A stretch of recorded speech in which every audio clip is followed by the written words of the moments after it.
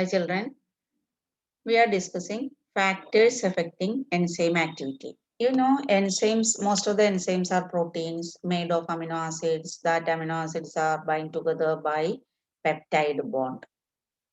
And each enzyme has a particular area, the active sites at the pocket on which the correct substrate can fit and take part in the reaction.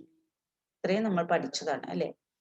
അപ്പൊ നമുക്ക് ഇവിടെ എന്താ കാണുന്നത് കണ്ടോ, ഈ enzyme ഇങ്ങനെ heat ആവുകയാണ് എന്നൊക്കെ അല്ലേ? അപ്പൊ എൻസൈംസിന്റെ ഈ പോളിപെപ്റ്റൈഡ് ചെയിൻ അതിന്റെ ഒരു നേച്ചർ അനുസരിച്ച്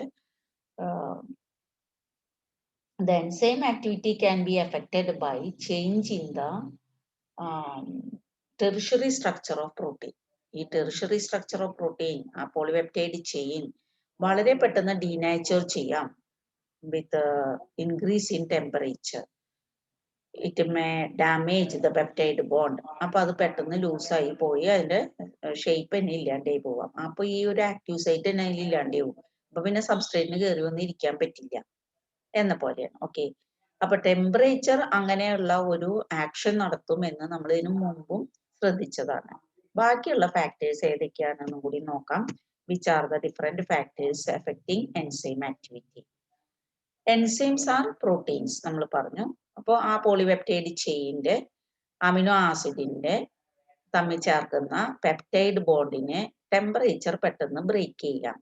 അതുപോലെ തന്നെ ബ്രേക്ക് ചെയ്യാം P H. Any change, small change in the P H also can alter the peptide bond and denature the enzyme. Then next one is substrate concentration. അപ്പോൾ ഇതൊക്കെ എൻസൈമാണ്, അതിന്റെ ആക്റ്റീവ് സൈറ്റ് ആണ്. സബ്സ്ട്രേറ്റ് വളരെ കുറച്ചുള്ളൂ, ആവശ്യത്തിനുള്ള സബ്സ്ട്രേറ്റ്. കൂടുതൽ substrate ഉണ്ടായി എന്തുണ്ടായി, ബാക്കിയായി സബ്സ്ട്രേറ്റ്, കാരണം അതിനിരിക്കാൻ സ്ഥലമില്ല.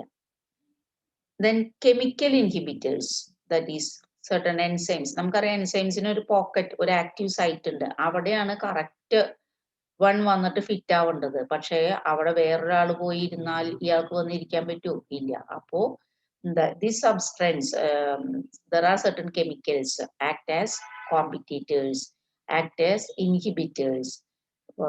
അങ്ങനെ ഉള്ള ഒരു ടൈപ്പ് ഫാക്ടറും ഉണ്ട് എൻസൈം ആക്ടിവിറ്റീനെ കൺട്രോൾ ചെയ്യാൻ. ഒന്നുകൂടി നോക്കുകയാണെങ്കിൽ, അപ്പൊ നമ്മൾ രണ്ട് കാര്യങ്ങൾ പറഞ്ഞു. Optimum temperature and P H, temperature and P H is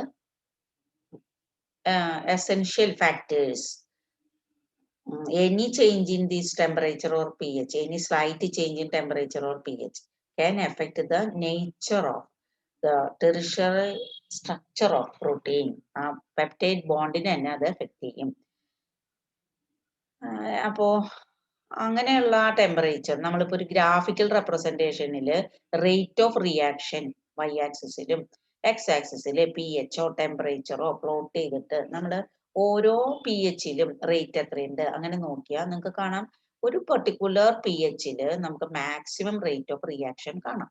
at which pH the maximum rate of reaction occurs, that pH is called optimum pH value. At which temperature maximum reaction rate is present, that temperature is the optimum temperature of that enzyme. ഓരോ എൻസൈമിനും ഇത് different ആയിരിക്കും. Optimum P H അല്ലെങ്കിൽ temperature ഒക്കെ different ആയിരിക്കും. That is varies with different enzymes. For example salivary amylase, നമുക്ക് buccal കാവിറ്റിയിൽ കാണുന്ന salivary amylase, അതിന്റെ P H correct P H 6.8 maximum reaction rate കാണുക, 6.8. എന്നാൽ ഗ്യാസ്ട്രിക് ജ്യൂസിൽ കാണുന്ന pepsin, it's reaction is in maximum at which pH 1.8 pH. അപ്പൊ അതിന്റെ 1.8 pH കാണുമ്പോൾ salivary അമിലേസിന് 6.8 maximum rate കാണാം. അതാണ് പി എച്ച്. അതുപോലെ തന്നെ ടെമ്പറേച്ചർ പറഞ്ഞ low temperature preserves the enzyme as temporarily as inactive.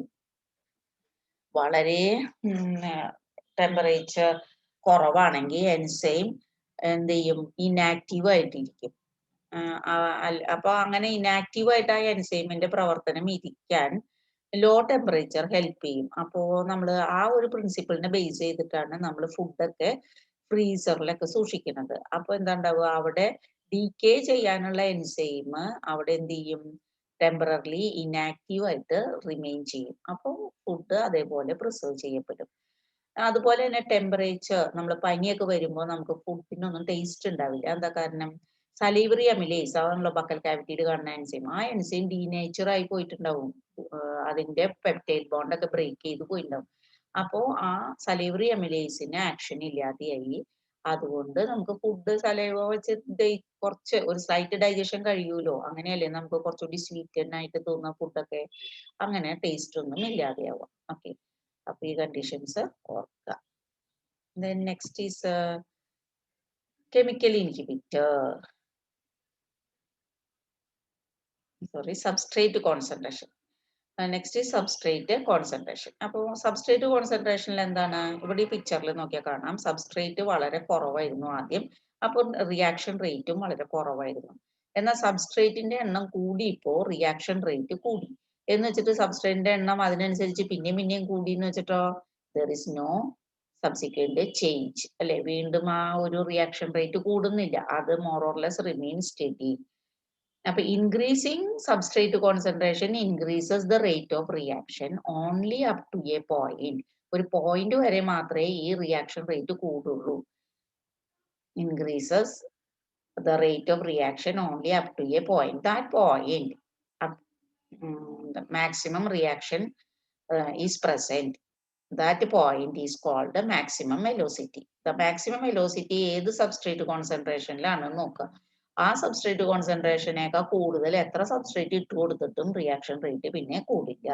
കാരണം എന്താ? There is no free active sites present in the enzymes. All enzymes are saturated. They cannot occupy for no more substrate. വേറെ ഒന്നിനെയും അതിന് occupy ചെയ്യാൻ പറ്റില്ല. അപ്പോ reaction rate വരുന്നില്ല. നമ്മള് എന്താ പറയാ enzyme activity for substrate concentration ഓർക്കുക. Then നെക്സ്റ്റ് വന്നിട്ട് കെമിക്കൽ ഇൻഹിബിറ്റർ. ഈ കെമിക്കൽ ഇൻഹിബിറ്ററിൽ എന്താണ്? എല്ലാ എൻസൈമിനും ഒരു പ്രത്യേക ആക്റ്റീവ് സൈറ്റ് ഉണ്ടാവും. അപ്പോ that active site is very much suitable for a particular substrate. But if there is a chemical which resembles the substrate, ഇതിനെ പോലെ ഇരിക്കണ ഒരു കെമിക്കൽ ഉണ്ട് എന്ന് വിചാരിക്കാം. That chemical compete with the substrate and they active that bind to the active sites of the enzyme. അത് വന്നിട്ട് ആദ്യം വന്ന് ഈ ആക്റ്റീവ് സൈറ്റിൽ ഇരുന്ന ശരിക്കുള്ള ആള് വരുമ്പോ അതിന് ഇരിക്കാൻ പറ്റുമോ? ഇല്ല. അപ്പോൾ the chemicals, these chemicals here shuts off the enzymatic activity. Up it act as a inhibitor as well as it act as a competitive inhibitor. വേഗം വന്നിരിക്കണം ചിലവര്. അപ്പൊ competitive inhibitors, that type factor that control enzyme activity is called competitive inhibitor. ഇതിനൊരു ഉദാഹരണം നമ്മുടെ ടെക്സ്റ്റിലും പറയുന്നതാണ്. Succinic dehydrogenase എൻസൈമിന്റെ suppose this is succinic dehydrogenase enzyme. This enzyme usually react that it act as a catalyst for the reaction of succinate എന്ന ഒരു സബ്സ്ട്രേറ്റിന്റെ റിയാക്ഷനെയാണ് അത് catalyse ചെയ്യുന്നത്. പക്ഷേ if there is a chemical present, the malonate, a chemical is present which resembles the succinate. സക്സിനേറ്റിനെ പോലെ ഇരിക്കുന്ന ഈ മാലനേറ്റ് ഇവിടെ വന്നിരുന്നാൽ succinate cannot accommodate on the succinic dehydrogenase. Thus, the action of succinic dehydrogenase is inhibited.